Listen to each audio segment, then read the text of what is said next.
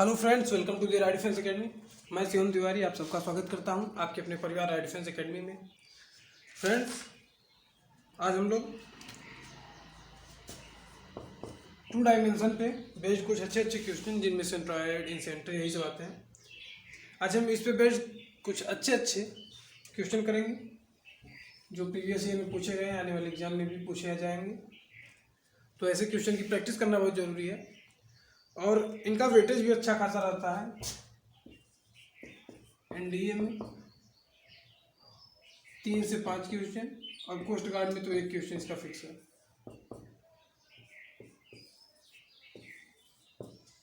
तो जब हमें पता है कि इस टॉपिक से क्वेश्चन आने हैं तो उस टॉपिक को पढ़ना भी बहुत ज़रूरी है।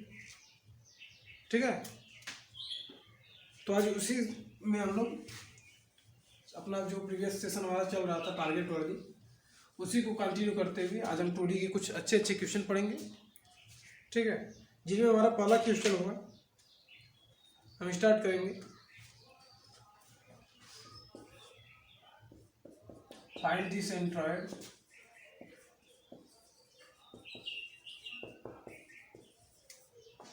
Of triangle whose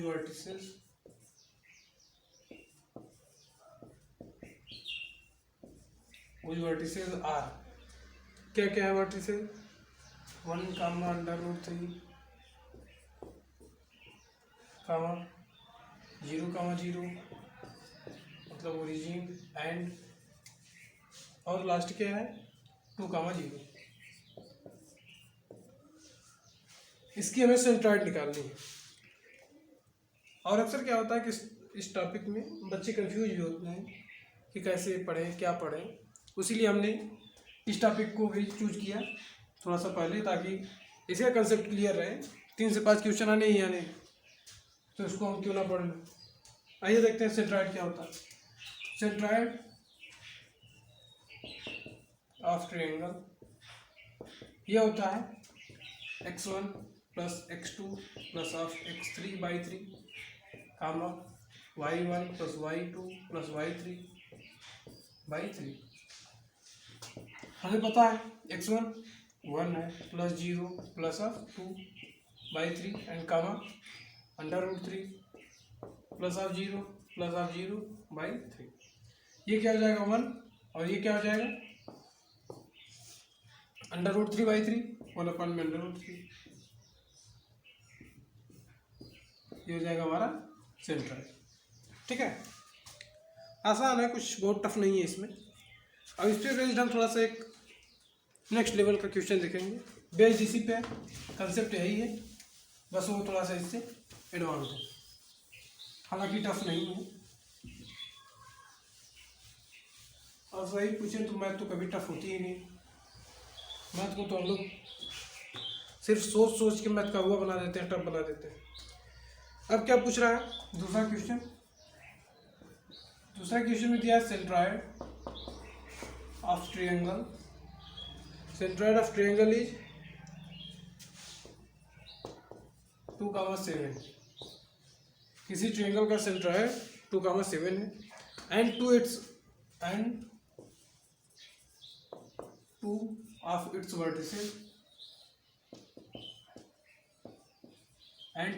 it's vertices are, इसकी 2 जो शीर्ष है वर्टिसेस क्या है, वो है 4, 8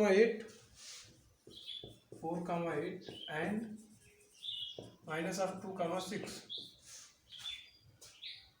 right.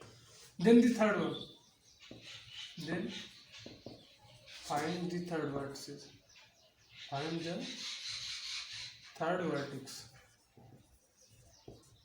Then find the third vertex. आपको ऑप्शन दे दें, आपके option A 0, 0, B 4, 7 and C 7, 4, D 7, 7। Centroid क्या होता है हमने इसके पहले वाले क्वेश्चन में ही बता दिया। सेंट्रॉयड क्या होता है? x1 plus x2 plus x3 by 3 और y1 plus y2 plus y3 by 3, यही होता है सेंट्रॉइड। बस अब वही हम लगा दें, 2 equal to x1 plus x2 plus of x3 by 3, ये हो जाएगा 6 इज इक्वल टू, इस साइड जाएगा मल्टीप्लाई करेगा, 6 इज इक्वल टू क्या हो जाएगा, x1 कितना है 4 minus of 2 plus of x3, 4 minus 2 2, x3 is equal to 6 minus of 2, x3 is equal to 4। अब अगर हम देखें तो इसके आगे हमें सॉल्व करने की कोई ज़रूरत ही नहीं, क्योंकि x की वैल्यू, x के प्लेस पे 4 केवल और केवल एक जगह आ रहा है, ऑप्शन नंबर बी में। बस इसके आगे हमें सॉल्व करने की क्या ज़रूरत है, आंसर हमें मिल गया। बस चलते हैं हम लोग नेक्स्ट क्वेश्चन की तरफ। नेक्स्ट आइए देखते हैं क्या है।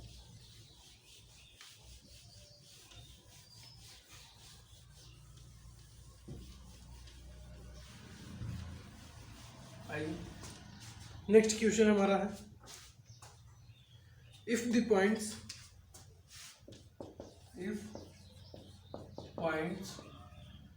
क्या क्या है, k, 3, k, 3, 2, की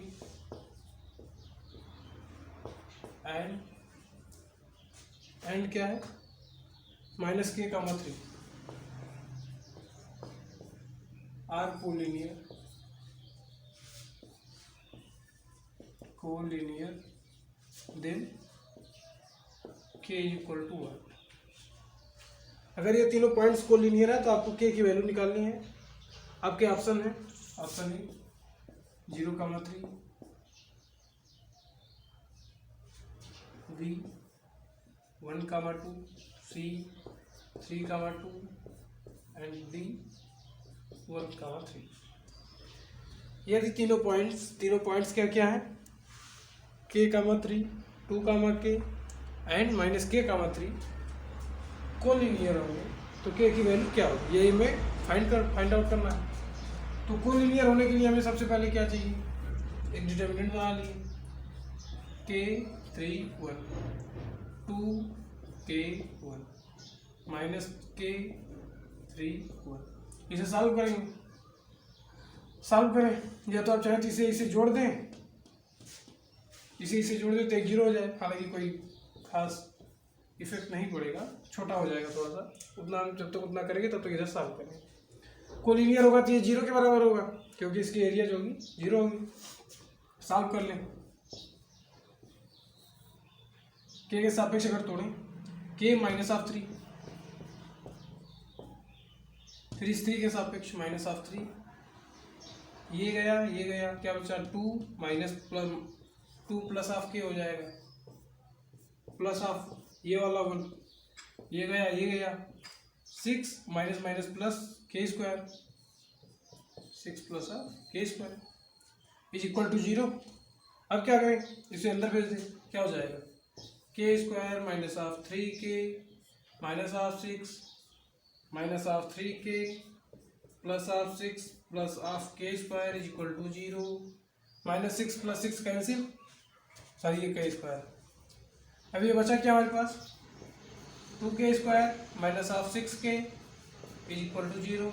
यहाँ से 2k कॉमन कर लें, k minus of 3 is equal to 0। 2 को साइड भेज से क्या हो जाएगा, k into k minus of 3 is equal to 0, k is equal to 0, k is equal to 3। यहाँ तक किसी को कोई भी डाउट, इसमें किसी को कोई भी डाउट हो तभी पूछ ले, कमेंट करिए जल्दी से। चलिए इसमें किसी को कोई डाउट भी नहीं होना चाहिए। तो ऑप्शन हमारा कौन सा सही हो जाएगा, ऑप्शन नंबर ए हो जाएगा हमारा परम सत्य आंसर। क्लियर, चलिए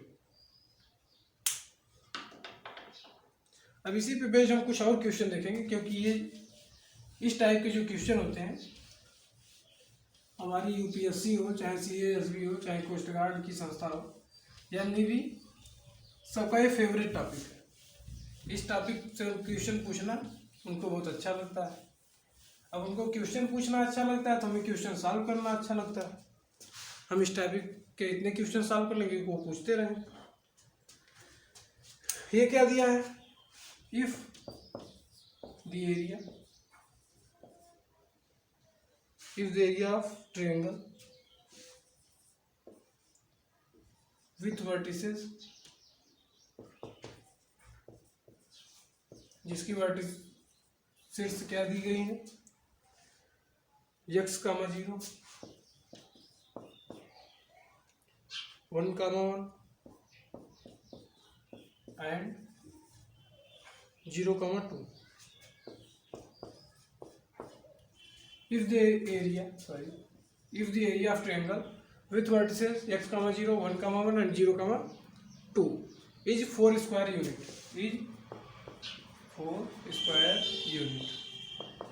then x is equal to, then x की वैल्यू क्या होगी, ये हमसे पूछा है। ऑप्शन आपका, option A -2, -4, -6 and D none of these. ये भी एक अच्छा, बहुत प्यारा, बहुत लाजवाब क्वेश्चन, आप लोग सॉल्व करिए, बताइए क्या होगा आंसर। सेम अभी जो प्रीवियस क्वेश्चन हम लोग कंसेप्ट बताया, सेम वही कंसेप्ट, सेम वही टाइप, सब कुछ वही है और वही सब सेम स्टेप है, सेम स्टेप से सॉल्व होगा। आइए देखते हैं कैसे। सबसे पहले x0, 1, 1, 0, 2, 1, 1, 1।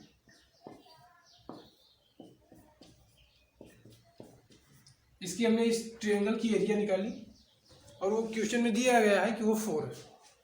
इस 2 को हम अभी इस साइड भेज दें, ये हो जाएगा 8। क्लियर, ठीक है। अब इसे सॉल्व करें, तोड़ें, ब्रेक करेंगे तो क्या हो जाएगा, ये गया, ये गया, 1 1 जा 1 -2, यही होगा। फिर 0 के सापेक्ष तोड़ना कोई मतलब नहीं, प्लस ऑफ 1 के सापेक्ष जब तोड़ेंगे 2 - 0 इज इक्वल टू 8 दिया है। ये क्या हो जाएगा, -1 minus of x plus of 2 is equal to 8। इसको इस साइड ले जाएं, इसको इस साइड ले आएं, 2 minus of 8 is equal to x, x is equal to -6। बताइए क्लियर हुआ, आया समझ में, क्लियर है।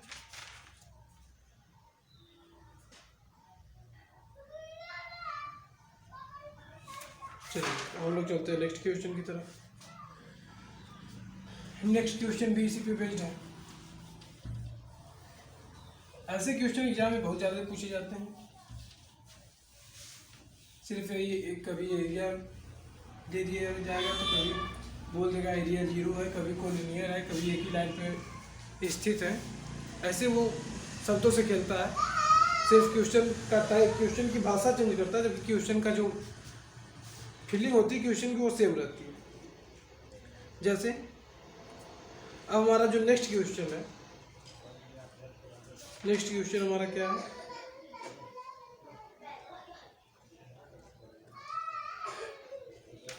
हमारा नेक्स्ट क्वेश्चन है, if the points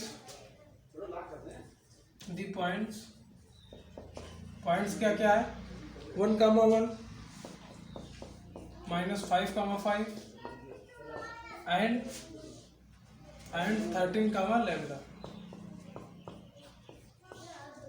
lies on a line if points 1, 1 -5, 5 and 13, lambda lies on a line, then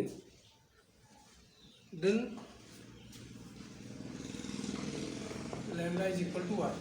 option आपके क्या क्या है, ऑप्शन ए है 7, B -7, C ±7 and D none of these. ये भी यूपीएससी का क्वेश्चन है, यूपीएससी एनडीए में पूछा गया है। आप लोग बताएंगे इसका क्या आंसर होगा। आइए देखते हैं।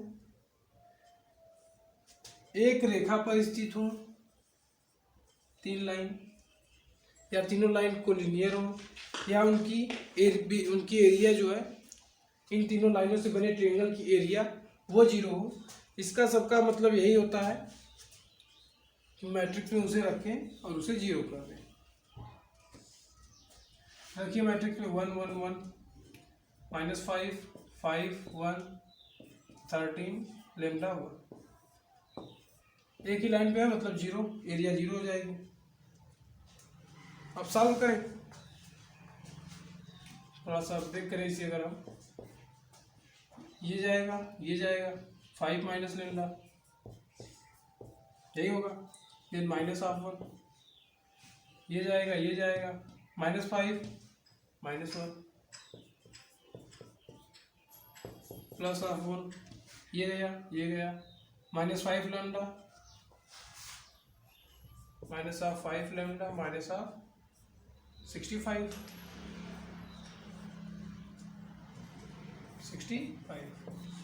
क्लियर। अब सबको जोड़ दें, इक्वल टू 0 है, क्या हो जाएगा 5 माइनस लेमडा, ये हो जाएगा -6 +6, ये क्या हो जाएगा -5 लेमडा -65 इज इक्वल टू 0। क्या हो जाएगा -6 लेमडा, और ये 6 5 11 और 65 +11 इज इक्वल टू 0। क्लियर। अब सब्सट्रैक्ट करें, इसको इस साइड लेके जाएं। -6 lambda is equal to 4 and 5, 6 9 या 54, लेमडा इज इक्वल टू -9, ये आएगा। एक बार फिर से हम लोग कैलकुलेशन देख लेंगे। 5 माइनस लेमडा +6 -5 लेमडा -13 5 या 65। क्लियर। सही। फिर सॉल्व किए,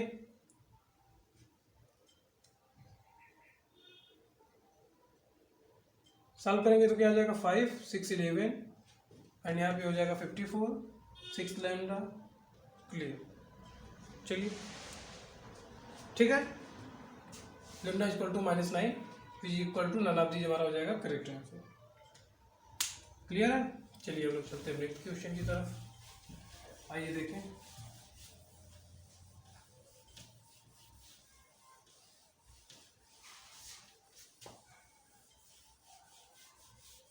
यूपीएससी थोड़ी सी टफ होती है, सिर्फ और सिर्फ इसलिए क्योंकि वो शब्दों से खेलना जानती है। उसे पता है शब्दों से कैसे खेला जाता है। ठीक है।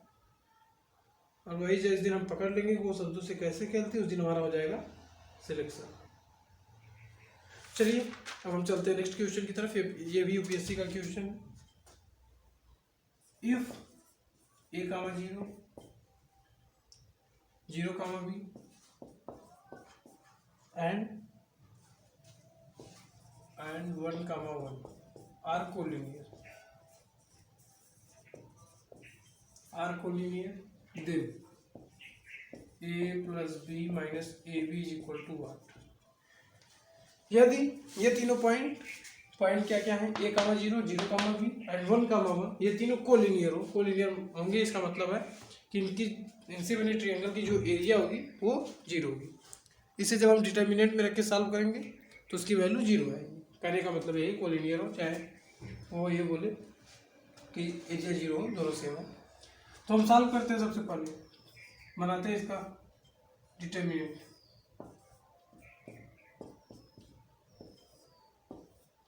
इसकी वैल्यू होगी 0, ये बता दिया। सॉल्व कर लें, क्या हो जाएगा। एक के साथ जब ब्रेक करेंगे b -1, 0 से कोई मतलब है नहीं, +1, ये गया 0 -b इज इक्वल टू 0 है। ये क्या हो जाएगा ab -b is equal to 0। सबको उस साइड ले जाएं, a + b - ab is equal to 0 is equal to क्या हो जाएगा 0। ये भी यूपीएससी का क्वेश्चन है, तो अच्छा क्वेश्चन है, ये एनडीए प्रीवियस ईयर का है, इसीलिए हम स्पेशली इसको क्वेश्चन को यहाँ पुट किए ताकि आप लोग देखें यूपीएससी कैसे कैसे क्वेश्चन पूछ सकती है।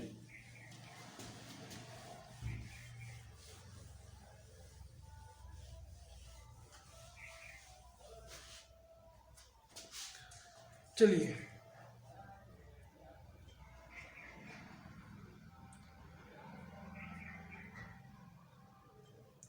चलते हैं नेक्स्ट क्वेश्चन की तरफ। नेक्स्ट क्वेश्चन क्या है, आइए देखें। Mid point of a side, उससे पहले एक और क्वेश्चन देख लेते हैं। एरिया पे based, the area of triangle formed by x equal to 0, y equal to 0 and 3x plus 4y equal to 12। Option A 3, B 6, C 12, D none of these. हमें 3 line दी हुई है। एक लाइन x इक्वल टू 0, दूसरी line y equal to 0 और तीसरी line 3x plus 4y is equal to 12। इन तीनों रेखाओं से मिलकर बने ट्रायंगल की हमें निकालनी है एरिया। कैसे निकालेंगे, आइए देखें। x equal to 0, y equal to 0, मतलब ये दोनों सिर्फ एक्सिस हैं, इसमें तो कोई कंफ्यूजन नहीं। अब हम देखते हैं ये लाइन जो है एक्सिस पे कब कट करेंगे। जिससे हम 12 को इस साइड डिवाइड करा दें। 3x by 12 plus 4y by 12 is equal to, ये क्या हो जाएगा 3 4 जा 12, 4 3 जा 12, x by 4 plus y by 3 equal to 1। Intersect form में हमने इसे चेंज किया। अब हमें ये पता चल गया कि x एक्सिस पे ये 4 पे कट करेगी, y एक्सिस पे 3 पे कट करेगी, तो हमने ट्रायंगल बना दिया। ट्रायंगल कुछ ऐसा बन गया। हमें पता है कि ये 3 है और ये 4 है। पॉइंट क्या क्या बने हमारे, 0, 0, 0, 3 एंड 4, 0। अब हमारे पास तीनों पॉइंट मिल गए और ये डिस्टेंस में पता चल गया। हमारे पास 2 रास्ते हैं। अब या तो हम एक डिटर्मिनेंट बनाएं, ये वैल्यू पुट करें और सॉल्व करें, या तो हम डायरेक्ट फार्मूला रखें। क्योंकि ये राइट एंगल ट्रायंगल है, 1/2 हाइट इंटू बेस, डायरेक्ट इस पे लगाएं। हमें लगता है ये आसान है, थोड़ा सा मैट्रिक्स डिटर्मिनेंट सॉल्व करने में थोड़ी सी टाइम लगती है, बस इसमें हमें टाइम नहीं लगेगा। 1/2 हाइट कितनी है 3, बेस कितना है 4, 6 स्क्वायर यूनिट, 6 हो जाएगा हमारा। क्लियर, 6 हमारा हो जाएगा, सही है आंसर। क्लियर है आपको, देख लीजिए फिर से एक बार। हमें 3 लाइन दी गई थी, हमने तीनों लाइन ड्रा की। उसके बाद हमने देखा कि इसके तीनों जो आ रहे हैं वर्टिसेस वो क्या है, 0, 3 होंगे, 4, 0 और 0, 0। फिर अब चाहे हमारे पास 2 रास्ते में, चाहे जिससे करें जो आसानी पड़े, या मौके पे हमें जो याद आ जाए। हमें यह भी पता है कि राइट एंगल ट्रायंगल की एरिया क्या होती है, 1/2 हाइट इंटू बेस, हमने वो पुट किया। अगर ये राइट एंगल ट्रायंगल ना होता तो हाइट निकालने के लिए जितना में हम हाइट निकालते जितने टाइम में, उतने टाइम में हम डिटर्मिनेंट सॉल्व कर लेते। अगर ये राइट एंगल ट्रायंगल ना होता तो हम हाइट नहीं निकालने जाते, तो हम डायरेक्ट डिटर्मिनेंट में रखते और सॉल्व कर लेते, क्योंकि तब हम जितने टाइम में हाइट निकालते उतने टाइम हमारा आंसर आ जाता। ये आपको सीखना होगा थोड़ी सी शॉर्ट ट्रिक, कब हम कौन सा फार्मूला अप्लाई करें, हमें थोड़ा सा टाइम कम लगे, ये आपको देखना होगा। ठीक है, चलिए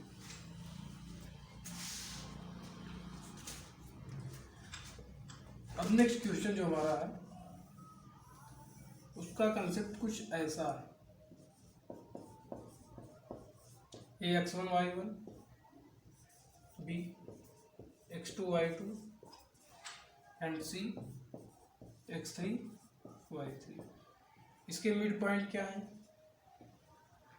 D, E and F. D की क्या दी गई है हमें, डी का कोऑर्डिनेट हमें पता है 2, 1, ई का कोऑर्डिनेट पता है -1, -3 एंड एफ का कोऑर्डिनेट पता है 4, 5। इसके बाद हमें वो ए बी सी की कोऑर्डिनेट पूछ रहा है हमसे, हम बता पाएंगे कि नहीं, बताइए आप। क्वेश्चन में हमें क्या क्या दिया गया है, तीनों ट्रायंगल के जो तीनों साइड्स हैं उनके मिड पॉइंट्स के कोऑर्डिनेट हमें पता है। ठीक है, हमसे वो पूछा है कि जो ये वर्टिसेस होंगी इनके कोऑर्डिनेट क्या होंगे। आइए सबसे पहले कुछ इक्वेशन बनाते हैं ताकि सॉल्व करने में थोड़ी सी आसानी है। हमें पता है कि इसका मिड पॉइंट क्या होगा, x1 plus of x2 by 2 is equal to 2 दिया है। x1 प्लस x2 यहाँ से क्या पता चला हमें 4 होगा। क्लियर। फिर यहाँ पे देखें x2 प्लस x3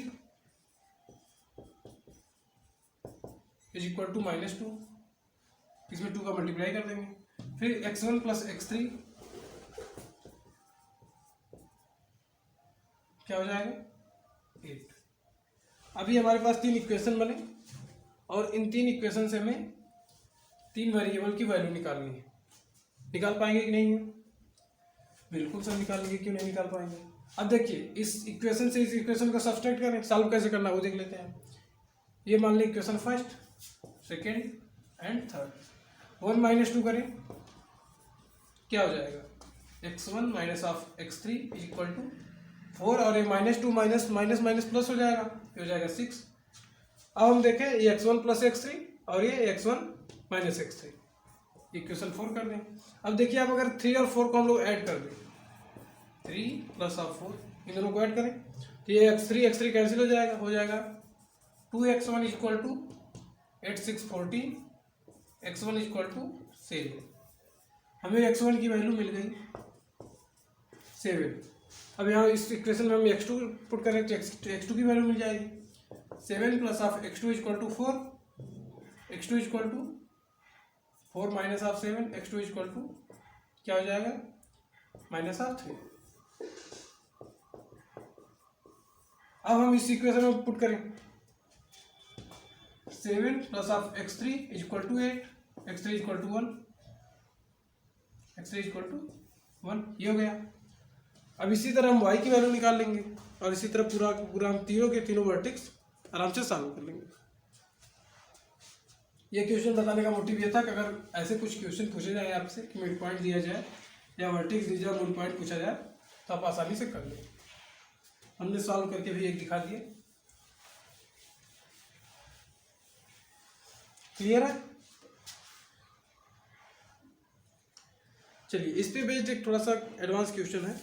एडवांस क्या, वो भी आसान है, बस थोड़ा सा इसका लेवल जो है इसका थोड़ा सा हाई हुआ है। आप लोग सॉल्व कर लेंगे, ये आपका होमवर्क भी रहेगा। होमवर्क आपका है if the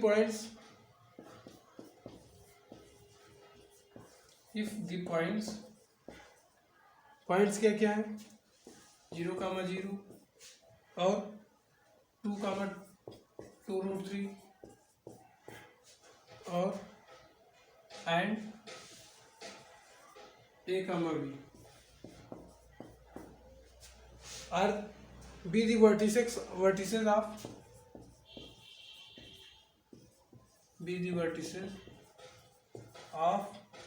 equilateral triangle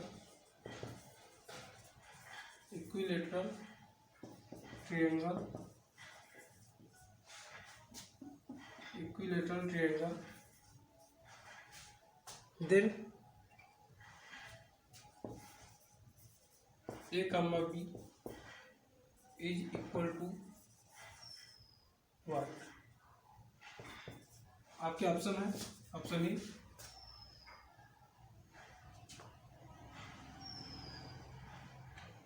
0, -4, B 0, 4, C 4, 0 and D minus of 4, 0 and D minus of 4, 0। Clear? Question repeat कर दें। If the point 0, 0, 2, 2√3 and a, b be the vertices of equilateral triangle, then a, b is equal to 0, -4, 0, 4, 4, 0 and -4, 0। ये रहे आपके option और ये रहा आपका question. अब इसको सॉल्व करेंगे और इसका जो आंसर होगा वो कमेंट बॉक्स में कमेंट करेंगे, हम उसे देखेंगे। जिसका सही होगा उसका नाम, जिसका भी आंसर सही होगा नेक्स्ट वीडियो में उसका नाम लिया जाएगा। चलिए इसी के साथ आप लोग तैयारी करते रहिए, हंसते रहिए, मुस्कुराते रहिए, ज़्यादा से ज़्यादा प्रैक्टिस करिए क्योंकि टाइम बहुत ज़्यादा बचा नहीं है। जितनी अभी आप प्रैक्टिस कर लेंगे उतना ही आपको एग्ज़ाम हॉल में आसानी होगी, उतनी ही आपको जब क्वेश्चन पेपर आप देखेंगे तो उतनी आपको खुशी मिलेगी कि ये क्वेश्चन हमने सॉल्व किया, ये क्वेश्चन तो मुझे आता है। ठीक है, ऐसी कुछ फीलिंग आएगी। तो चलिए ऐसे ही प्रैक्टिस करते रहिए, मिलेंगे नेक्स्ट सेशन में आप, तब तक के लिए जय हिंद।